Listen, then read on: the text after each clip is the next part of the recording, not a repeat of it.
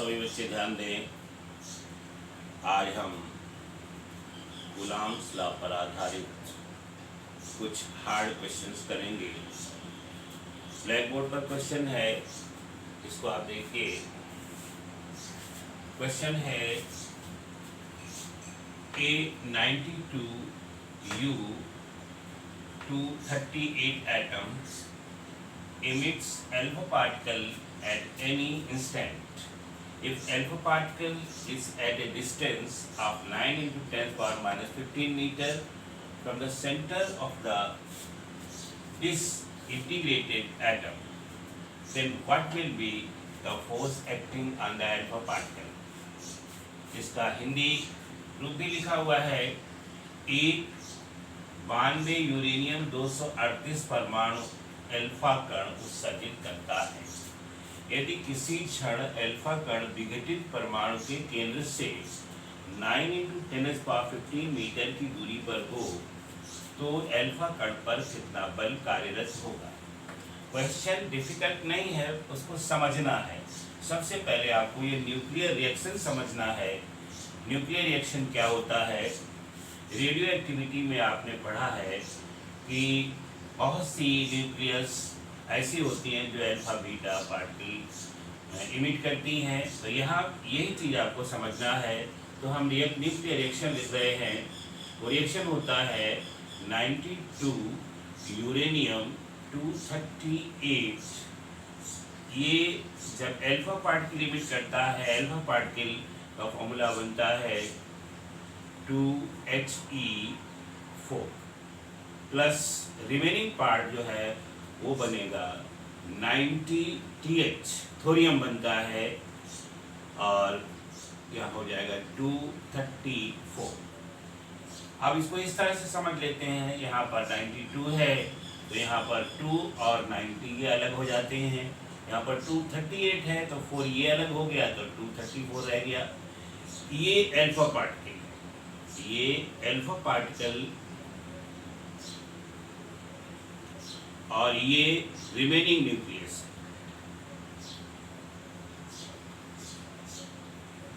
Remaining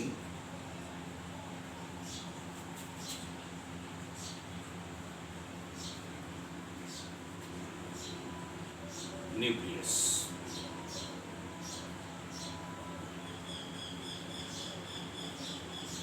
अब इसको हम अगर पिक्टोग्राफ बनाएं या चित्र बनाएं तो इसको इस तरह से लिख सकते हैं।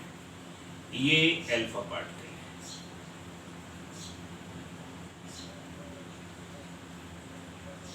है, अल्फा कण हिंदी में लिख देते हैं। और इससे एक डिस्टेंस दी हुई है, वो डिस्टेंस है 9 into 10⁻15, 9 into 10⁻⁻15 मीटर। और ये रिमेनिंग न्यूक्लियस, रिमेनिंग न्यूक्लियस यहाँ लिख देते हैं, रिमेनिंग न्यूक्लियस। ये शेष नाभिक है। अब इनके चार्जेस पर जब हम विचार करते हैं तो अल्फा पार्टिकल पर यहाँ 2 लिखा हुआ है, इसलिए इस पर 2e के बराबर चार्ज होगा पॉजिटिव, और रिमेनिंग न्यूक्लियस पर होगा 90e के बराबर। तो इस तरह से ये बहुत ही सिंपल कूलॉम्स लॉ का केस बनता है। यहाँ पर एक चार्ज है 2e और दूसरा चार्ज है 90e। अब यहाँ पर हम निकालेंगे देयरफॉर अल्फा पार्टिकल या अल्फा कण पर लगने वाला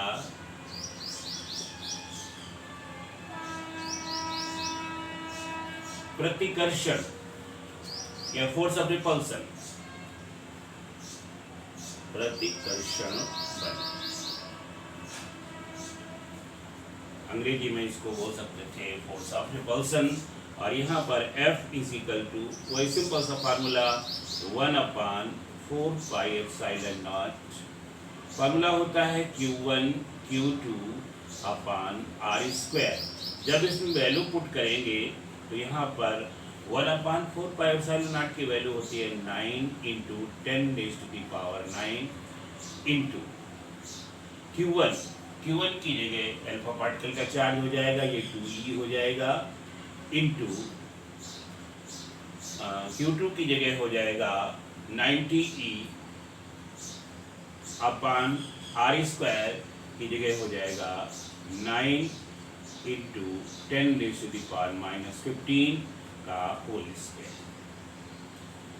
इसके बाद ये हो जाएगा 9 इंटू 10⁻⁹ इंटू 2e को लिख सकते 2 into 1.6 into 10⁻⁻19 into 90 into 1.6 into 10⁻⁻19 whole divided by ये स्क्वायर है तो 9 इंटू 10⁻⁻15 इंटू 9 इंटू 10⁻⁻15। अब इसको सॉल्व करेंगे। सॉल्व करने के लिए सबसे पहले हम इसके पावर सॉल्व कर लेंगे।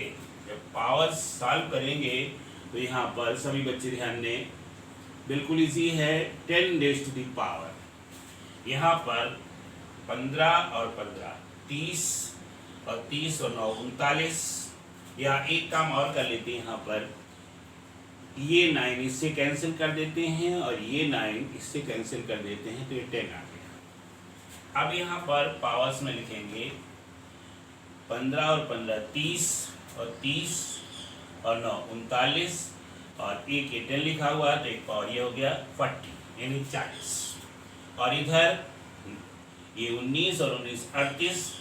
तो इस तरह से यहाँ पर पॉजिटिव 2 पावर बचते हैं। और इसके बाद फिर कुछ नंबर बचते हैं जिनका मल्टीप्लिकेशन करना है, और वो बचते हैं यहाँ पर 2 इंटू 1.6 इंटू 9 इंटू 1.6 एंड इसके बाद यहाँ पर डिनोमिनेटर में कुछ भी नहीं बचता है। अब इनका मल्टीप्लाई कर लें तो ये हो गया 16 इंटू 16, यहाँ पर आसानी से कर दे 1.6 इंटू 1.6, ये आ जाएगा 256, और 2 डिजिट पर डेसिमल होगा, और इसके बाद 2 से मल्टीप्लाई हो जाएगा, ये 2.56 मल्टीप्लाइड बाई 2, ये हो जाएगा 512, और 2 डिजिट पर डेसिमल हो जाएगा। तो यहाँ पर आ जाएगा ये 5.12 इंटू 10⁻²। जब इसको सॉल्व करेंगे तो इसका आंसर आ जाएगा, ये रफ कॉलम है यहाँ पर देयरफॉर फोर्स ऑफ रिपल्सन या प्रतिकर्षण